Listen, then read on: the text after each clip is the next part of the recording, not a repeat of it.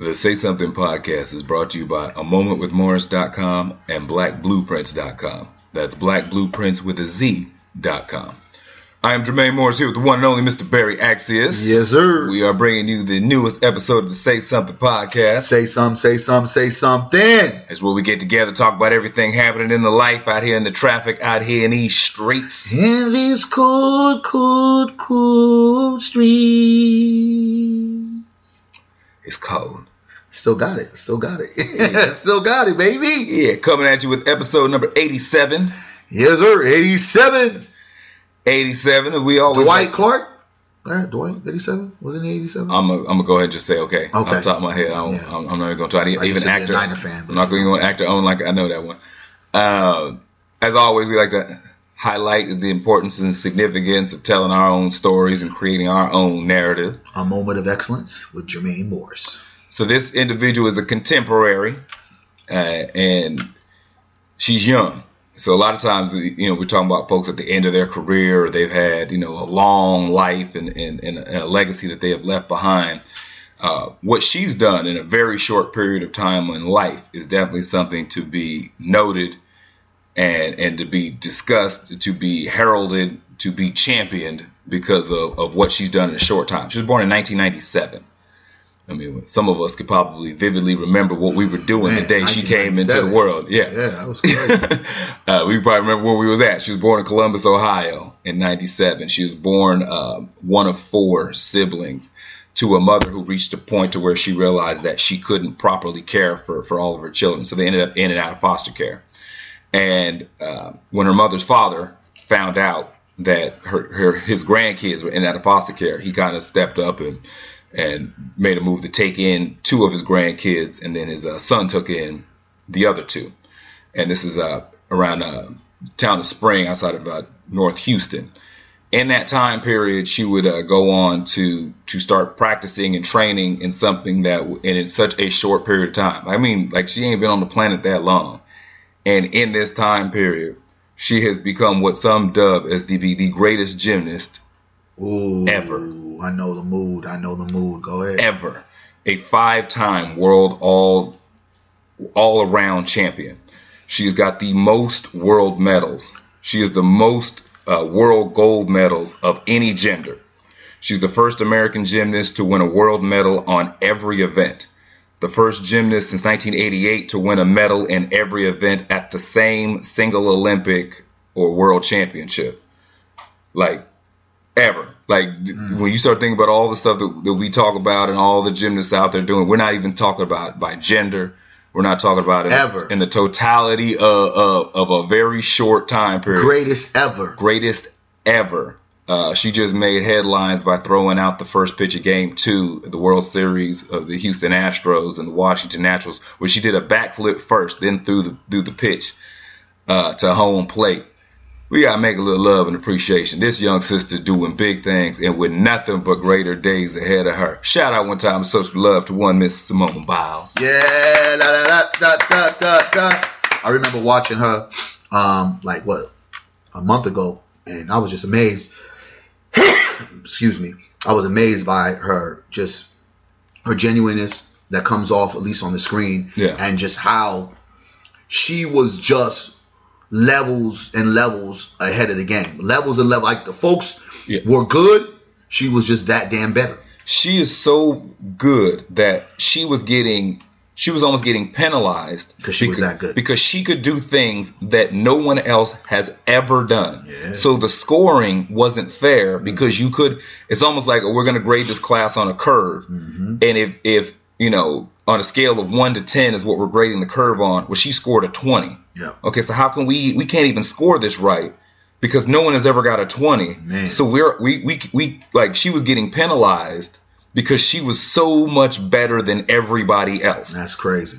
Like, ridiculous better. And it was gold medalist. It was Mary Lou Retton, who was Mary Lou of the 80s fame. She was the one that dubbed her. She said, "This is the greatest gymnast ever." Yeah, and it's that, not even close. And coming from her, because she was like America's darling. Yeah, it was 84, right? Yeah, 84 Olympics. I remember her growing up watching her, and I mean, she was on everything. She was the one. And, the Wheaties box. Yeah, and the way they promoted her, the way they advertised her, you weren't going to get anything better than that. And just watch this happening right now. And I don't think our girl gets as much credit as she deserves. Not at all. Because she's black, of course. We don't. Yeah, and like that's the emphasis on the margin is not even close. Yeah, like they don't even speak on it. You can debate on certain things of where you're saying, okay, well, LeBron to Jordan. You can compare eras and level. I'm saying somebody who's like, okay, well, it's kind of this or this and that. This is like comparing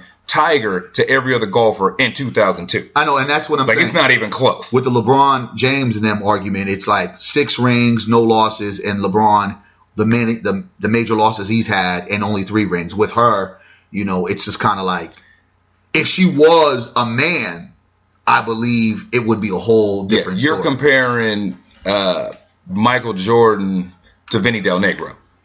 You funny. You know what I'm saying? Like, you compare it. Like, Vinny was all right, but he wasn't Michael Jordan. LeBron James to Penny Hardaway. Depending on what Penny Hardaway you're talking about. I'm saying, like, overall career? Yes. Okay. I'm saying, like, the margin from her to whomever you want to say is Penny was one of my guys. Yeah. If he didn't have injuries, Penny would have probably been that person. Yeah, she's so good, you can't even see her competitor in her rearview mirror. Well, that's something. If it was the middle of the night and they was driving with their headlights on, if she looks in her rear view, she's not seeing 2 little light bulbs in the distance. And that's why when we talk about make sure we create our own narrative and tell our own stories and make sure that we hoist up who we need to and not wait for everybody else to affirm and do it. Because we have all the time at the exact same era where all little girls are being told to be like Cardi. Yeah. In the exact same era where our little girls are being told they need to be Meg Thee Stallion. Yeah. They've got Simone Biles. Yeah. Who they could, you know what I'm saying? All those ratchet chicks on the Love and Hip Hop shows and things of that nature. I'm saying even though I'm a fan of Megan Thee Stallion, I mean, I respect what Cardi B is doing, because actually Cardi B, she's actually doing the smart thing and she's converting into acting. Not hearing that she's the greatest actor, but 50 Nobody Cent is in the beginning. Yeah, 50 Cent wasn't the greatest actor, and now he has power. Yeah. You get what I'm talking about? So, shouts out and salute to the queen doing her thing. I think because that's something too. So we always have like, well, it's this. Like a good example I look at. So you take Meg Thee Stallion, who I think got bars, who's doing what she wants to do for what she wants to do. Yeah. And there's a place for her. Like I said, and then you've got the other things. I remember growing up. So we just talked. We ain't got together in a minute. I know. I mean, it's like, dude, you've been ducking me, dog. Like you owe me some money or something like that. Going on. Like you you looking all different. I wish the folks could see you. I mean, you looking all down about 35. Yeah, let's a salute to black excellence on that. I was just thinking that something happened. I had that weight problem. Can't wait to eat. Shoot. How can you not? Like, how do you have weight problems and you're a vegetarian? I'm trying to figure that out. Oh, there's a whole lot of unhealthy vegetarians. The Cheetos don't have meat in them. You know what I'm saying? Like, just because you can say I'm a vegetarian, I don't eat I'm meat. A vegan, or I'm smoking cigarettes. You can drink a 6-pack of beer, smoke a pack of cigarettes, eat Doritos and all this stuff. And wine every night. Yeah, you can do all those things and still be unhealthy. Yeah. That's a misnomer to believe that because you don't eat meat that means that you're healthy. Exactly, and I think that the misconception of that is what people play into all the time. Yeah, and I think that I'm not even call it misrepresentation. I'm just gonna say good marketing from the other side. Oh, excellent marketing. So like we have we talking a little bit. So like those Impossible Burgers or the Beyond Meats. Why not eat meat?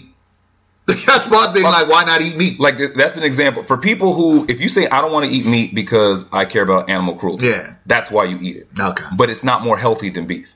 It's not. It's not at all. Not at all. So that new burger spot, what is it called? I forgot it. There's something, this new craze. It was supposed to be vegetarian. And so if you have like ones made out of like bean or some are based out of mushroom, that's one thing. But if you're the ones that are like the Beyond Meat, and I ain't even gonna lie, because I bought stock in them when they opened, so I made some money off them. So really? Yeah. So I appreciate them. But a lot of money. I mean, I did pretty cool. But they're highly, highly super processed. So that's really a thing, like this artificial kind of meat thing. Yeah. So what it is, they'll say it's plant based. It's just super processed. So even though it's not beef, it doesn't necessarily mean that it's healthy. And now look at the key word though. So what's the key word you just said? Processed? Nah, Looks other like? one, the other P. Plant-based. Plant-based, yeah. So when you hear plant-based, it's a trigger word, right? Just like it's marketing. the marketing of organic is a trigger word, right? Yeah. But then you come to find out that your shit's not even organic, or what the true meaning and definition of organic is. Exactly. Right? I mean, in this world we live in, because we are so much consumers, marketing and strategy on how to market to certain individuals, especially with those key lines, organic, plant-based, it makes a person run, so it becomes a striving industry just by the words, not necessarily the product, but just by the words it's advertised. That's all it is. And so when you like the buzzwords, the keywords, like, so this is, it's plant-based, it makes healthy. It's okay, well, organic, that makes it healthy. Nah, it just means that it doesn't have these particular things in it. And so made with what is it? Soy or some bullshit. Yeah, a bunch of stuff that's what they'll do is they'll tell you what it doesn't have. Coconut oil sometimes doesn't have this. Okay, but they don't tell you what they put in its place. And so to me, I'm big options. You don't need to take Oreos off the shelves. Ugh. Just can I get some vegetables that are not 2/3 pesticide. Yeah. Like you can leave the Cheetos there if you want to. You can leave the steaks in the steak section. You can leave all that, but the options, the other. And then you can consume it. Yeah, I mean you can have consume too much. My boy, you could have the Meg Thee Stallion, you can have the Cardi B, but can we have the Simone Biles too for these little girls to look at? That's what I'm saying. Like you can have this here. And I ain't even putting on, I don't know the woman personally, so I don't know what Simone was doing in her downtime, but as a representation for what little girls looking at, options. Like when we were kids, like we talk about hip hop music all the time. About what stuff is. I remember we were talking, like some friends of mine were talking about the influence, like what the kids are listening to now. Yeah. I said, I remember growing up listening to Ice Cube and Scarface. Yeah. And I remember growing up listening to, Snoop and Dre. Yeah. But I also remember listening to Kid and Play and Kwame and DJ Jazzy Jeff and the Fresh Prince. And I'll do you one better. I also remember listening to Jodeci, Guy, Bobby Brown, I'll Be Sure. You know what I'm saying? High Five. You know what I'm talking about? Like Portrait, Low Key. Exactly. And group that didn't get the bug. After Troop, 7. And Tony Braxton. All that stuff. Janet Jackson. Michael Jackson was still popping. Prince was still popping. It was alternatives, but also it was a good balance. That's it. So at the end of the day, and especially when hip hop emerged with R&B and the cultures emerged to make this beautiful thing that really kind of infused it infused black culture in such a way that it defined every emotion. Now you have, in this modern day, I was just talking to one of my little young shorties, and he was letting me know literally the era that we're in the era of clout chasing. Yeah.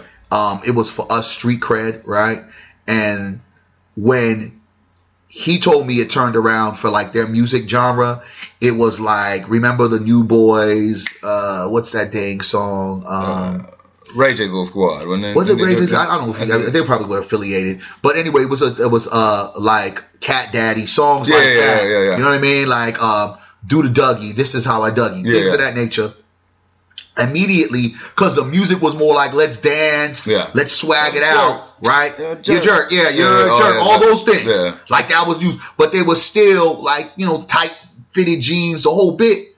Drill music came, the Chicago influence, and then all of a sudden, from youngins, and we've always had gangster shit, we've always had hardcore shit, no matter what, but it came from you're a jerk, hanging out, getting girls, going to the party, you know what I'm saying? To Chief Keef and the emergence of drill music that influenced a culture, and it influenced music in New York, it influenced music in Louisiana, it influenced music in Atlanta, in Miami. It turned around to have Tekashi 6ix9ine. You know what I'm saying? That we're looking at, because they have been influenced, and now their influence becomes the rhetoric that our young people are like absorbing, and then they start mimicking these individuals. And from what we used to do, we used to follow and rock with folks that were authentic. That's why Tupac stood out for us, right? Yeah. That's why guys like Big Daddy Kane stood out for us, because we looked at Big Daddy Kane and we're listening to his lyrics like, this motherfucker really is a smooth operator. Yeah, and the lifestyles fit what their lyrics were saying. And I think too the foundation made a difference, because as much as I've always said Ice Cube my favorite rapper, and as much as I could listen to Ice Cube and I could listen to Scarface and the Ghetto Boys and that's not what my life looked like, and that's not what my home life was. I was just as influenced. I was just as influenced by Ice Cube as I was by Kid and Play. And I was just as influenced by Ice Cube as I was with KRS-One, Public Enemy. You know what I mean? To me, I was like, my home life did not represent that, and I had a foundation to be able to discern and separate the two. And it was okay. Like it was just like it was like watching Rambo or Predator. I'm watching these people shoot up everything and blow stuff up. No part of me thought I was about to go home and strap on the AK and start, running through the streets of Cali. But I think that when it really started to majorly influence the core of our society in Black America, I really believe is after the Rodney King riots.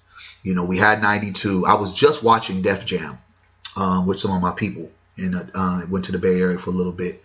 And we were watching how culturally correct and how in tuned the comedians were with what was going on at a particular time. Yeah. Two of the major things that they always talked about in that 92. And if you think about how troubling that 92 was, I'm going to give you one. I want you to guess the other one. It was the Rodney King beating, and a very prominent person in the Black community went to prison in 92. Went to prison in 92? Yeah. Oh, I don't know. Who went to prison in 92? I'm pretty sure if he didn't go to prison, he was on trial. Back when Tyson was... There you go, Mike Tyson. Yeah. So I wouldn't believe he would. Did he go into prison in 92? He lost to Douglas in 90. So 92. So maybe he might have been in prison in 92. So in that sense of, that was still a topic of discussion, the whole rape case, right? Yeah. And then the whole Rodney King. And with that, 93, it seemed like everything shifted. And at the same time, hip hop still wasn't, even for Black America, the go-to genre of music. Yeah, people still singers. People still wanted to be R&B singers. And folks were still kind of like, oh yeah, I like this hip hop. They were kind of like talking about it like it was just some. It was weird. Yeah, it was I like those hip hop guys. Like they were totally different. Yeah. So after 93, and I told you, I've said it many times before, I believe it, 93 is when they allowed the niggas to get money. And, I don't use that N-word at all, but when I say it, I want to speak it with volumes. When they allowed them to get money, I think that's when all bets were aside, and it no longer became about us controlling our narrative. It started circling into the control narrative started coming from the machine. And when the machine started to do what it did, you no longer had A&Rs that was a part of the culture. Yeah. You no longer had independent Black companies that knew what they were doing. You kind of had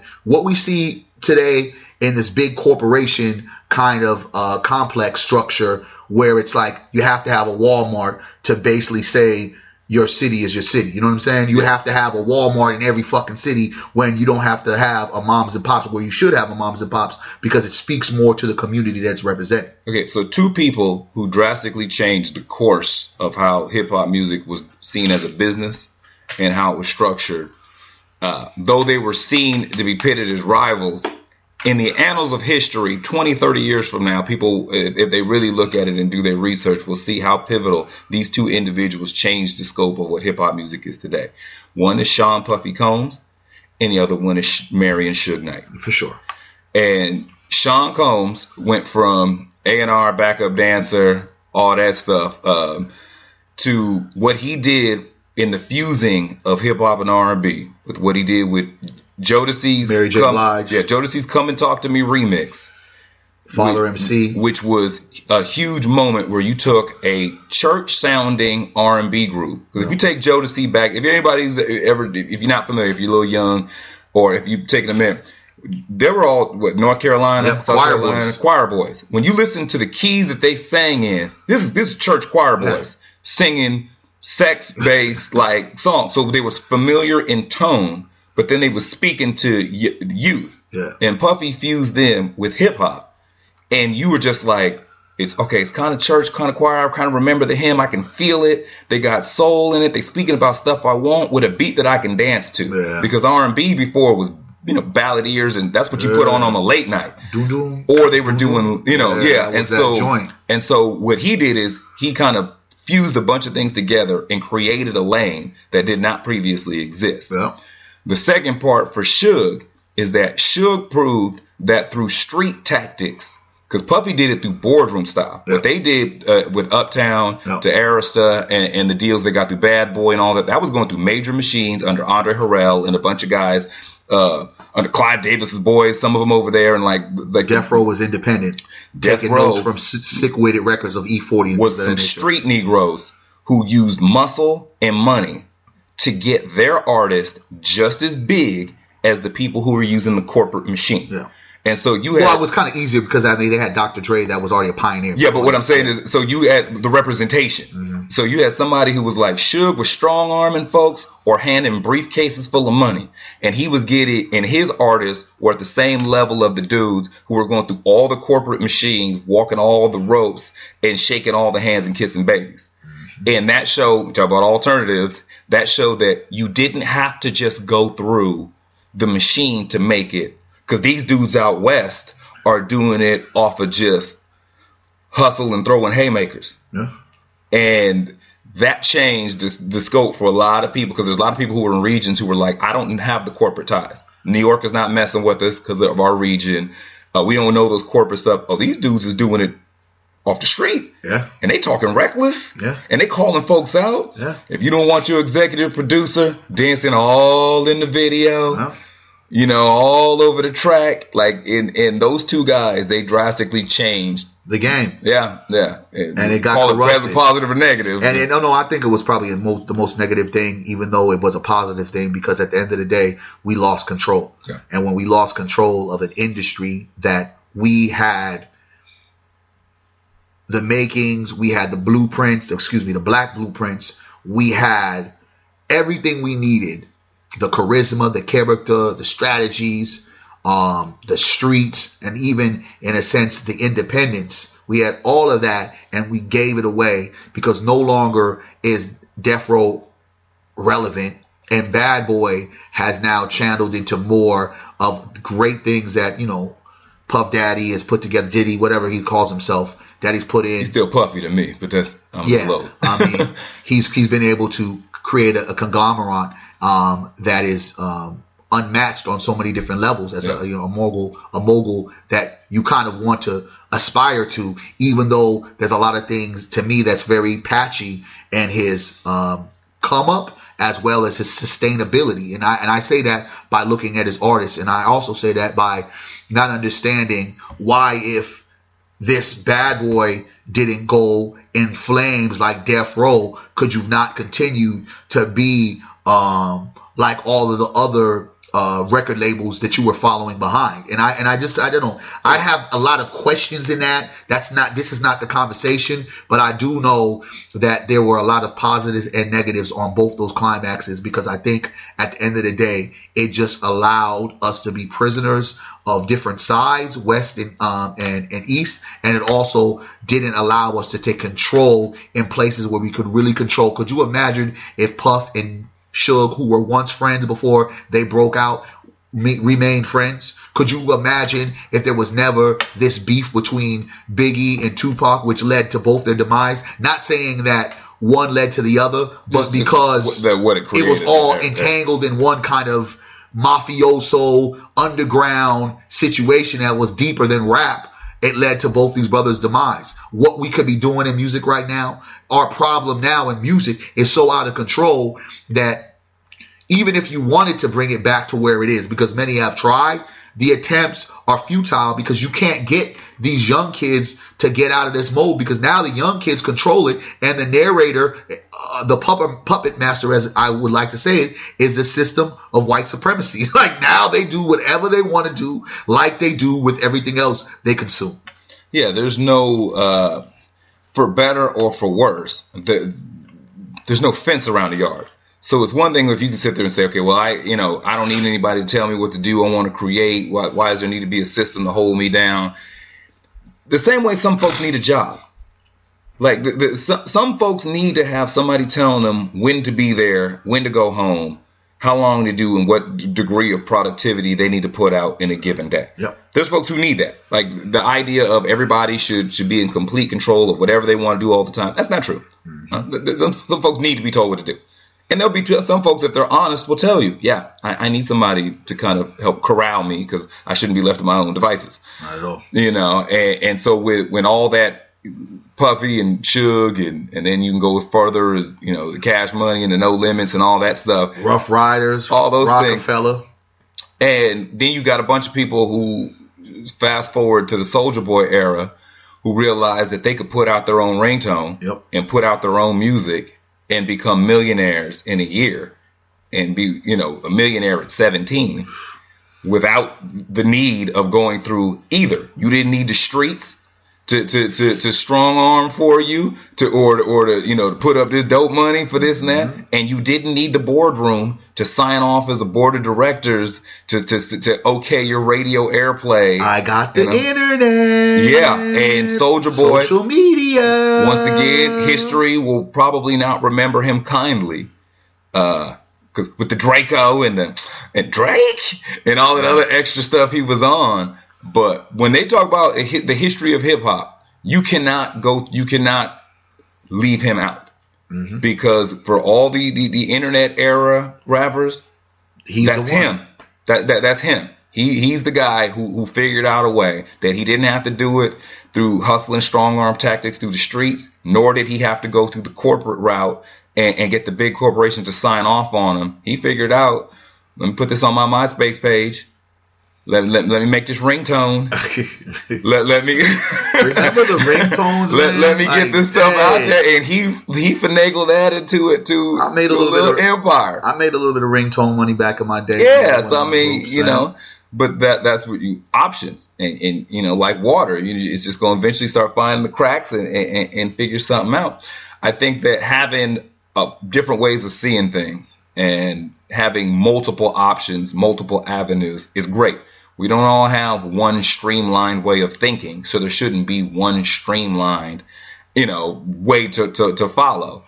But we get people out here who have ideas that kind of go against the grain, and we quick to give them the side eye if it goes against what we believe. Yes, sir. Now, we had one gentleman who's in the news as of late made a loose rap. I call it just a loose rap, when you're just talking without thinking it through. And now I don't know how much of that is him telling on himself versus how much of that is him just not really thinking what this sounds like when you say it out loud. It was him speaking truth to power, baby. Power! Well, I'm talking about the brother Tank. I know. Speaking his truth to power. He's speaking his truth. If you're not sure who Tank is, Tank's been around forever. Songwriter. He wrote like on some stuff for Aaliyah. He was with the group TGT, him, Tyrese, and Genuine. He's had an illustrious solo career. What's his like biggest hit? I think he's just made good songs. Ain't nothing really memorable, huh? He's just been around. Yeah, it's like you can't, because you know, like with Bobby Brown, you can attach him to Roni, you can attach him to Don't Be Cruel, Every Little Step I Take, you know what I'm saying? BBD, you can attach him to Poison, I'll Be Sure, All Night and Day. You know, what is that song that you say that's Tank? I didn't mess with Tank like that. But I mean, because he's never had no real memorable song like that. I remember he wrote on Aaliyah's last album. Okay. We Need a Resolution. Just for people trying to put in context. Yeah. The album, what was Rock the Boat, all that stuff on that album. Okay, he did that right. I don't know if he did that particular song, but that album. Okay. And so I know he was involved with that. And I don't know of a yeah, nobody knows. That's actually a $64,000 question. I'm just saying. I mean, it just want some of those artists. Never, because you, like I say, there are artists that you can put with a hit. Mariah has a long list. I know the Janet When We song list. Was cool. Tony got a long list. Mary J got a long list. You wrote some Genuine, has the Pony song. That's why they used to have beef in the group, because Genuine has the best catalog. So they used to issue about the money. because they used to argue that it should have been a 3-way split, like all thirds, and Genuine wasn't with that program. Oh, really? They had issues because it was like this should be a equal part split. And Genuine is almost kind of like this conversation here. He's like, let's compare hits. Y'all Negroes can be done in about 15 minutes. They want to hear Tyrese. They want to hear Lately and Sweet Lady. And maybe throw something new you're doing. Tank, I don't even know what's going on. Let's speak on that. Tyrese has at least some hits you identify with. Tank don't have it. Look at you, still looking around. The only thing that I can think of, I know a song he did that I liked was that When We, but that's on 2017. And I was about to sing a song that Brian McKnight sang, because he kind of reminds me a little bit, kind of like Brian McKnight, a little bit, Tank. And that wasn't a Tank song. That was a Brian McKnight song. And even Brian McKnight song has a song.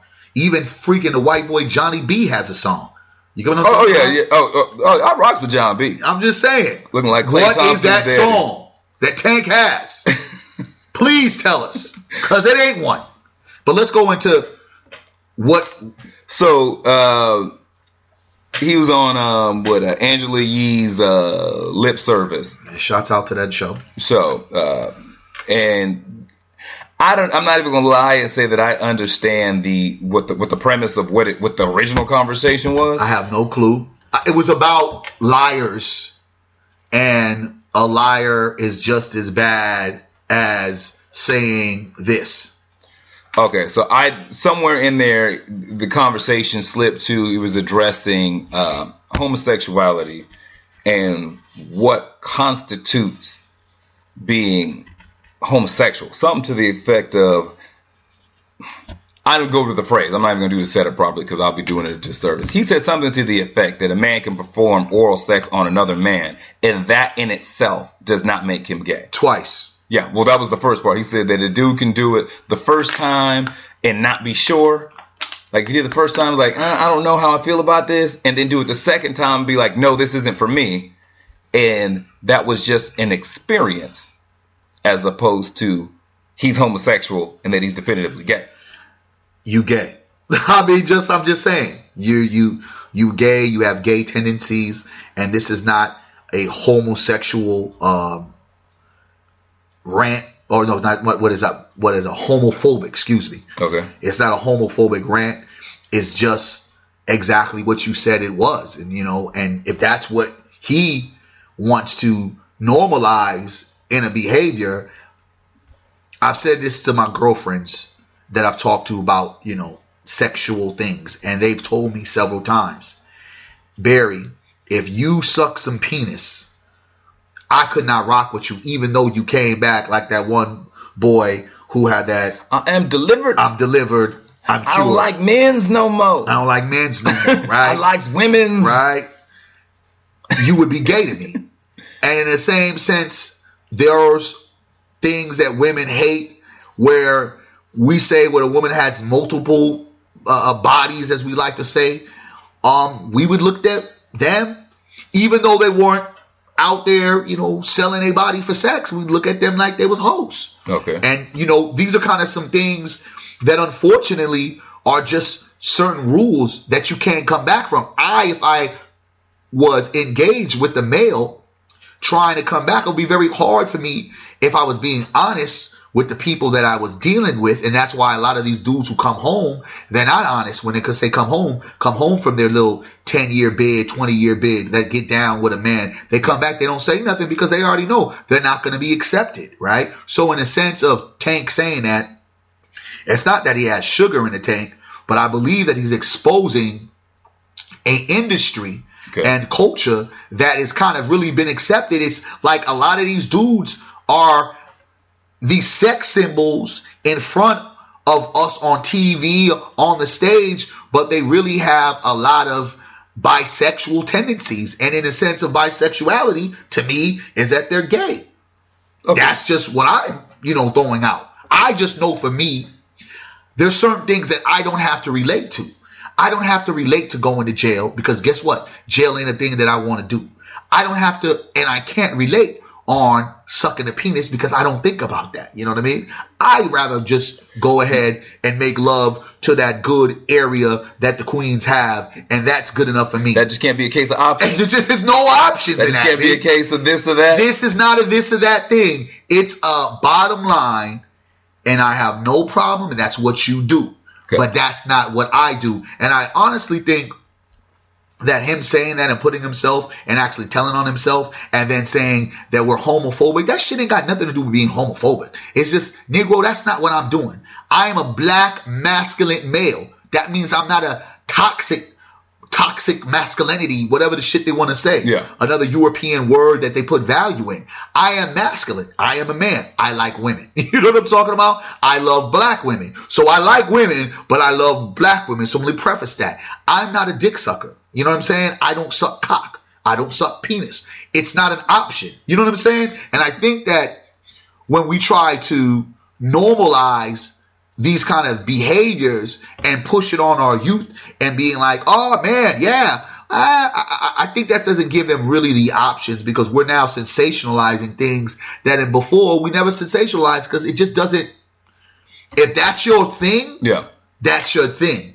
But don't start spreading it and making it to be like, well, you know what? Tank said we have to have options, and I'm not really a dick sucker if I did it twice to find out. That shit was so bogus and so out of the way. It's like he gets a silly ass Negro of the week for sure on that shit. Okay, so let's take that. We're talking about options. We're talking about having this and that and choices that we can make. Boy, so, you watch it when we say options, man. What I'm saying, so what are you saying? So let's remove the fact that the backpedaling. If he just said, I'm just gonna stand on that, and I'm not going to debate it or argue. If that's his belief system, that the dude can do this a couple times, and in his mind, that does not definitively make you this or that. And then he just walked away from it. Let the internet be what it's going to be, and folks talk about what they talk about. I don't think you can walk away from it. No, but what I'm saying is, if that was the case, we have such a thing to where we don't allow room for that. Like there can't be that's what you think over there, and I'm just going to let you think that over there. What? Which a matter of fact, he gay? Is that what you're saying? No. Like if not even just Tank, a difference of opinion, a difference of belief system, a different of this is the way that you see something, and it goes against the bulk of the group. Like, because most folks will agree that if a dude is Tank's opinion is he's homosexual. That's most, I would say, most people's view. That we a lot of times in society don't let folks just have that. Like, if you want to believe that and then go off and live in his merry little world thinking that, why is it like we can't just, I can't, Well, because I think that it sometimes comes off perverted. Two, I think that there's a real serious attack on masculinity, black men masculinity, to a level to where it's like we literally cannot really have a real conversation about sexuality, homophobia. We can't have a conversation about being a straight man or being a gay man in a way to where if I say, well, I'm not really into that, right? Yeah. Prefacing like I'm homophobic. Or if I say, nah, I'm not with that gay shit. Oh, I've just said a slur, a racial slur, or whatever. It's almost kind of like gay people, LGBTQ can do whatever they want. Everything is perfect under their rainbow. But anytime we say, I'm not really with it, it's an attack on them. And I think that it isolates folks to just allow Tank to say some things and brush it off. It's because we know, we just got done talking in our first part of our podcast. We know what influence does. Yeah. We know the influences of hip hop, what it's done for the good and for the bad. When a culture is being promoted as if it can do no wrong, and it's being promoted a lifestyle that it's okay to try this, try that. Yeah. It's not even giving really true choice, as much as they say everybody should have a choice. Okay, well, let's have a choice without promoting it down our throats where there is actually no counterattack. Like, there's no counterpoint. Okay. We're having a conversation, but I can never have a counter, because if I have a counterpoint, I'm homophobic. Okay. I'm toxic masculinity. What the fuck? Okay, so take it a step further after that. So I get that specifically. Did you find Tank's hit song? One thing that I did find, he wrote he wrote Marcus Houston's Naked song. Okay, here's the thing what you're saying. Yeah. He's wrote a lot of memorable songs. We're saying, as an artist, has he had that one song? I've already said no. But then again, I'm being honest and saying I'm not a fan like that. Bro, he hasn't. You would have figured that out even without saying. I done named like 20 different artists. I know. Like I said, I know he. They got that one song. I think he even wrote Jay Valentine's "She Worth the Trouble" or "She Worth It," whatever, something like that. I'm congratulations. So that's what I'm saying. So I think he a middle of the road dude. Yeah. So taking what he did, but kind of setting it aside. So I'm talking about the idea of folks having the difference of opinion. If a black dude came up or a black woman was like, I'm an atheist, there's a lot of us who just couldn't let that ride. Like, the same way that if a black person was like, no, I'm a hardcore Republican. A lot of us can't let that ride. Yeah, I get what you're saying. Like the idea of just letting somebody have whatever their thought process is and just let them be over. It's one thing if he's like trying to convince you about that this is okay, or they're trying to convince you to not believe in God or whatever, but they're not. They're just stating a matter of opinion for what they personally believe. A lot of us can't let that happen. 20 years ago, maybe even 25, what Tank would have said would have just been tanked. And that would have just been it. Okay, he said it, keep it moving. But again, our preference to the attack on the black man's masculinity, right? You just had freaking Pharrell on GQ magazine with this big old draped, I don't know, jacket dress, and said like the new black masculinity, whatever, black masculinity. He wearing a duvet cover. Yes, and it's like, so my masculinity now is what? It's considered toxic. It doesn't matter no more. Like, to be a straight heterosexual black man, it's irrelevant because we got Negroes promoting sucking penis, and so I can't sit there and promote. Well, I'd rather just eat some pussy. Okay, so is the argument, maybe the other way to look at it is it because every time we say something, since every black person is a representative every time we leave the house. Like I've said it before, we've addressed it. Most of America does not have an intimate relationship with black people, just by numbers. So most, as well as black people. Go ahead. Yeah. So most people's experience or what they attach to quote unquote black behavior is what they see on the internet, what they see in movies, TV, music. Like that's how black people are. So without actually having a real world, this is no, it's different. So when every time a black person stands up and says something, there is a sect of the population who thinks, oh, must be what they believe. Because I get the Tank part when it addresses like the LBGT and what masculinity is, but we don't there's another brother who is known for just saying stuff, and we can't just write him off as just saying stuff. We go after him every time he opens his mouth, and that's Kanye. Yeah. Like every time we sit there and say, why have we not reached a point to where we just say that's Kanye? Like the same dude who he got infatuated with his wife because he saw her in a sex tape with another man is on TV making a case telling him that he doesn't like her dressing sexy and it makes him feel bad when she goes out. Like at this point, we should understand that he's not the dude we're going to for solid factual, the movement but we can't. Every time he says something as a society, we got to jump on him and try to curve his thinking. Every time somebody comes out and makes a statement, we got to call him every name in the book. We got to call her every name in the book. We got to talk about Stacey Dash. We got to insult Omarosa. We got to talk about a Kanye or a Tank. Why can't we just say, that's how those individuals think over there, and just leave them the hell alone? Because we're in love with celebrity. I think that's just one of the major things. We've gotten so romanticized over celebrities and everything that they do. I think that's one of the major contents of why, as this era, like I said before, street cred, clout chasing. The clout chasing becomes that we have to continue to chase these individuals because they've been promoted to be important to us. The whole Kanye thing compared to the Tank thing, it's like, I don't even understand why we're even having a conversation about Kanye when he basically told us that he doesn't understand our history and content about the slavery comment.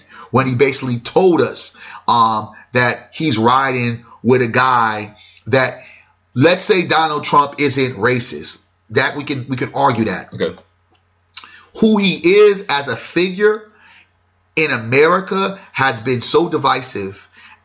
In the same sense, he's not here to bring people together. He's here to tear people apart. And I love Donald Trump in the content of saying that because he's exposed what our government truly is, right? But I'm not going to stand by this guy that, again, has a statement that says, make America great again. If you don't put a definition to that phrase, my remembrance, if you're saying it as a white male, was when we were enslaved, when we were beat, raped, and all these other things, because that's what I remember. Okay. America was flourishing in the same sense. Any part of America, we weren't a part of the fold to make it flourish. So what are you talking about with that statement? So with Kanye, with his new rendition of Jesus is King, this is a lot deeper than the Jesus Walk. It's a lot deeper than Personally, Jesus Walk. like Jesus Walk. Yeah, I mean, I love Jesus Walk, like but I don't really look at him as that individual. Kanye is not my personal Lord and Savior. He's not that dude. I was okay with the whole Yeezy is because we are, as black men and black women, we are gods and goddesses. So let's put that out there. There is God in us. Yeah. But I watch his antics, from the ranting, from the ill behavior to just picking a porn star as a wife to all of the egotistical things that he has done. I watch it and see this newfound person that knows he done screwed up with the whole Trump thing and has just found a different way to now repackage himself, reinvent himself, and sell us some more BS and hoopla. If I only say, because shouts out to my cousin, because she's one of the choir girls that's on the album, so I give her some credit on that. Yeah. But this kind of fuckery, I don't even know why it exists, and I don't even know why we're at the stage of still talking, because he should have been left alone. He should have been deaded out. And the fact that we're having this conversation about an album called Jesus is King, what he has done is calculatedly figured out the way to get back in the graces of black people's good saving. I'm going to talk about Christ. Yeah. And until this motherfucker tells us who the hell Christ is, in a sense of, well, what color was Christ? I want to know that. Did you go into the album and say Jesus is black? Because this whole thing. Okay, but that show me Kanye that you Kanye. Okay, right? My thing is, okay, so when just him is a brief example. He's somebody that had a whole. Okay, we talked about Penny Hardaway earlier. Penny Hardaway had that great season when he played with Shaq. Phenomenal season. I had about 2 or 3. But when they made the run, It was a good strong. It was a 3-year run. You know what I'm saying? Yeah, but when they was, they knocked out the Bulls. They went to the finals, and then Hakeem Olajuwon, and then they lost again. And then they went back, and then that's when everything fell apart. So they had a good 3-year run. So if you take a slice of his career, those 3 years, you take a slice of Tracy McGrady's career. You take a slice of there's a lot of people who had pieces, and we try to define them by that era. Mm-hmm. And sometimes we do it negatively, where we used to get in trouble as a teenager, or we was a little wild in our 20s, and no one wants to let you forget the summers from 22 to 27. Yeah. No one wants to let you forget who you were from 15 to 21. Everyone's always going to brand you as that negatively. Sometimes I think we do that positively. We keep trying to look for the Kanye that was around for 6 years. Like he had that Penny run. He had that Sean Kemp run. Boy, like he gave you 6 summers where you just really wanted to believe. Yeah, he was gonna win that championship, right? But that could have just been an era. It wasn't a LeBron James run. But what I'm saying is Michael that Jordan we run. keep looking for saying like, no, I want that Kanye. I want that Kanye back. I want that 6-year run Kanye. And that could be the same thing as saying I want that 3-year Penny. Jesus Walk Kanye West has walked off. Oh, he has left the building. Bush don't like black people. Kanye West left the building. Ever coming back. Yeah, and so I think for us sometimes we keep holding him to a standard that we keep saying, for the same reason why we want people to let us live and not keep throwing the 24-year-olds at us at 40, is the same reason why we need to let go of the 6-year run Kanye and look at the dude who's in front of us. Mm-hmm. And we keep trying to make this dude out to be somebody who he was in transition. Mm-hmm. He had some things going on, life change, lost his mama, which I don't think anybody gives enough credence to, enough weight to, for how that drastically affected that man. Mm-hmm. His whole support structure was gone. And then look who he put in its place. Mm-hmm. And something Snoop had said. He said, Kanye does not have any strong black women in his life. Mm. And he said, I don't think anybody ever noticed. He said, but there are no strong black women in Kanye West's life. Mm. And he doesn't even have strong black men in his life. The two dudes he gravitated to are no longer there. Mm-hmm. So, the guy who he was under that environment, with that influence, at that time period, in that transition, that dude's left the building. Yeah. And so I think that we just keep holding on. But what I look at is that what is it? The same way we had NWA at the same time we had Tony. At the same time we had Morris Day and the Time. Man. At the same time we had Whitney Houston and Anita Baker. Man. At the same time we had Heavy D and the Boys and Shove Rock. At the same time we had Stetson Sonic and BDP. At the same time we had, Big Daddy Kane and MC Light and Salt and Pepper and Herbie Lovebug, that whole camp, all them. Why can't we just let these folks be over there? Because there's people who messed with Stetson Sonic who didn't mess with NWA. Yeah. There's people who were diehard Scarface and the Ghetto Boys fans who couldn't sit through DJ Jazzy Jeff and the Fresh Prince. I think with people like Kanye, we gave him iconic before he became iconic. And I think that because he told us he was the greatest, it was almost like the same rendition of Muhammad Ali. We believed he was the greatest. Yeah. And in the same sense, we could argue if Muhammad Ali was the greatest of all time in boxing. Is he? I beg to differ. No. We call the totality of who he was as a man. But if you want to go pound for pound to the scorecard, no. There's guys who fought more competitive. Kanye, in a sense of when, like I said, the era of what Chief Keef brought to the industry, the drill music, right? When there was a time where hip hop was going to a different direction, it was skinny jeans and it was like a lot of dancing. It was just a happy-go-lucky.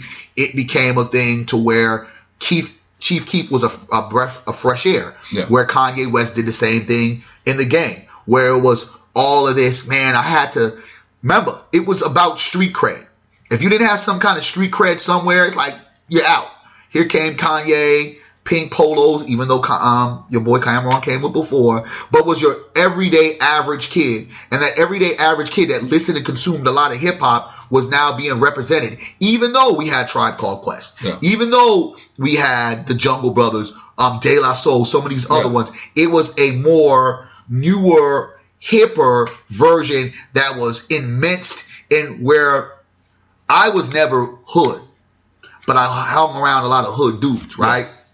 Where Kanye was from the gutter, even though he had a nice family and they probably lived in a good suburban area, of Chicago, but he was now infused in Rockefeller with all of these like lyrical gangsters that it made it feel unique. It would have been like at the height of Q-Tip's career, really embracing NWA, right? You know what I'm saying? It would have been one of those kind of emergencies where Q-Tip, who should get a lot more credit, because it's kind of like he was one of those folks that helped discover like a young Kanye West, right?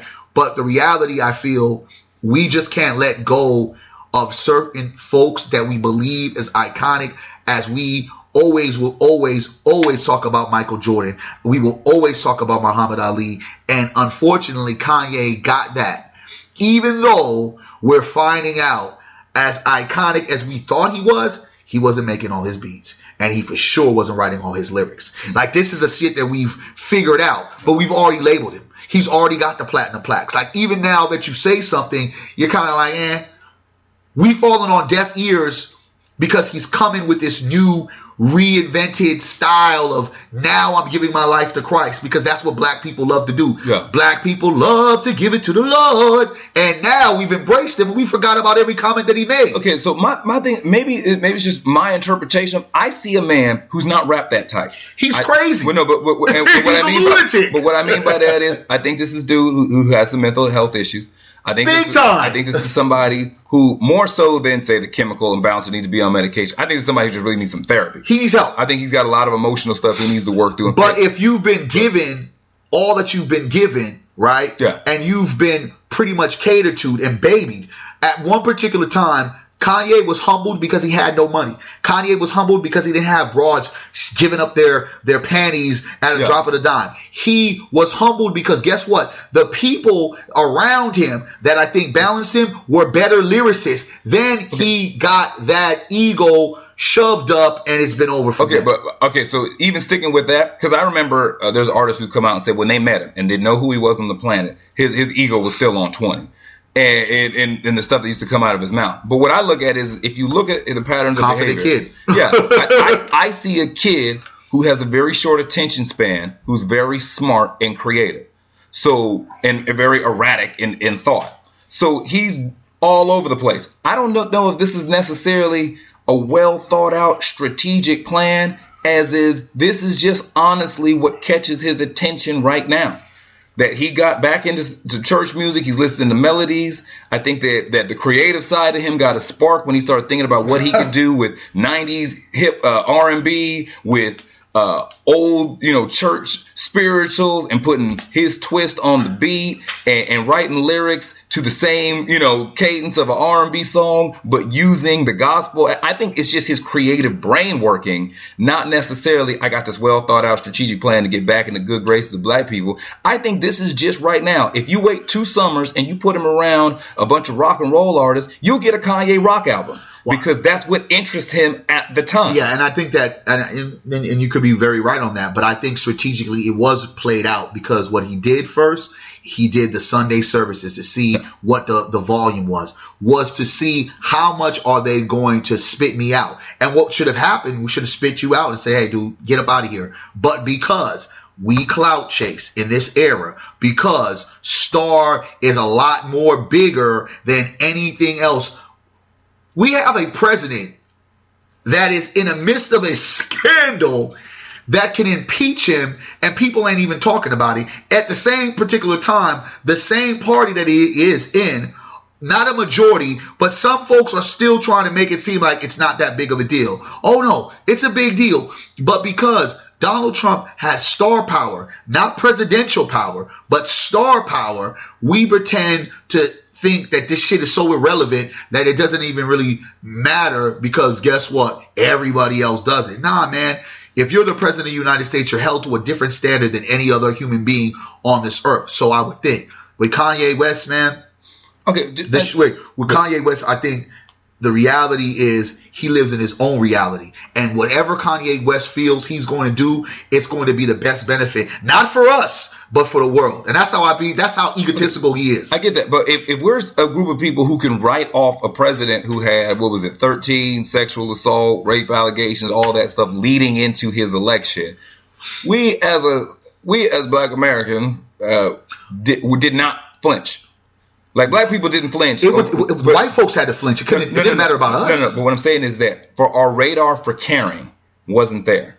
Why can't we put Kanye in the same pile? Because there's a whole lot of things that we should care about that we don't. Not at all. Who's the superintendent of your kid's school district? No clue. Don't care. But you send your kid there 5 days a week for 180 don't days even know the out the year. teachers. Yeah. So there's a bunch of stuff we should care about that we don't. Why can't we just put Kanye in that pile?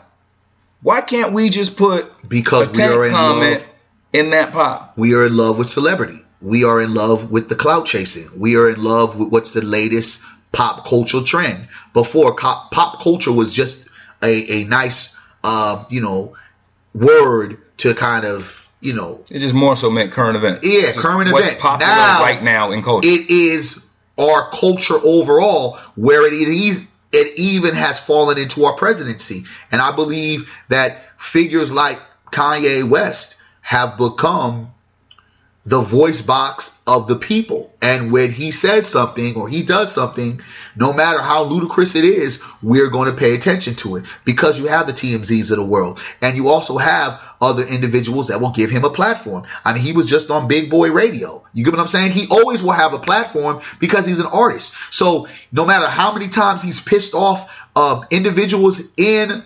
the industry, Kanye West is good business. Kanye West is going to run ratings. Donald Trump is good business. Donald Trump bring ratings. This is the era of cloud chasing. This is the era of what are we going to put on the TV screen, or what are we going to put on YouTube that's going to get the amount of hits we need and make sure people tune in. That's the reason why we cannot just say, out of here, not irrelevant, because there will be an individual that will fuel the fuckery and put it right in our face to where we have to come on these platforms and give our opinion on why the shit should not be on our radar, why we shouldn't care, why we should be thinking and operating on a different lens, because no one else is going to say it, because everyone is going to perpetuate this idea that a Tank and a Kanye is functioning with all brain cells. Because before 25 years ago, Tank would have never made a comment like that. Before, Kanye West would have never talked about slavery in the way he talked about it, as if it was like, slaves wanted to be slaves. That's just crazy. And so the simple fact that he's doing what he's doing right now, why not be a prophet? Why not become this TV evangelist? Because everyone else is making money off of it. You got to find out where your next check is coming from. Yeah, I think these are the things that we definitely have to focus on and look at, having alternative ways of seeing stuff. That everybody is not going to agree with everybody's stance on stuff. And that everything, I remember as a kid, I always said everything does not require a response. And that people can have a view that differs and they can have it. We don't have to give so much energy, so much fire, and so much spirit specifically just to the stuff that we don't like, or the stuff that we say is not important to us. And having options and alternative ways of seeing stuff. And that if we don't like what's being said, we don't like those narratives, we don't like these certain people being hoisted up, then to provide an alternative of different information, narrative changing, and folks that we may believe that people should look at. These are all stuff that goes on in society, goes on in culture, goes on in media, that is definitely shown to us, and definitely something that we have to say something about. Turn off the damn fucking sound. That's all I gotta say. Turn it off. It's been the Say Something podcast. I'm Jermaine Morris with Barry Accius. Where can folks find you online to keep up with you? Barry Accius, Twitter, Barry Accius, IG, Barry Accius, Facebook, and of course, blackblueprints.com. Check us our Facebook, Black Blueprints with a Z, and also our IG, Black Blueprints with a Z. I'm Jermaine Morris on Facebook. Every other social media platform is at JMorrisCEO. It's been the Say Something podcast. Yeah. And until next show, we will holler at you later. Free Kanye West.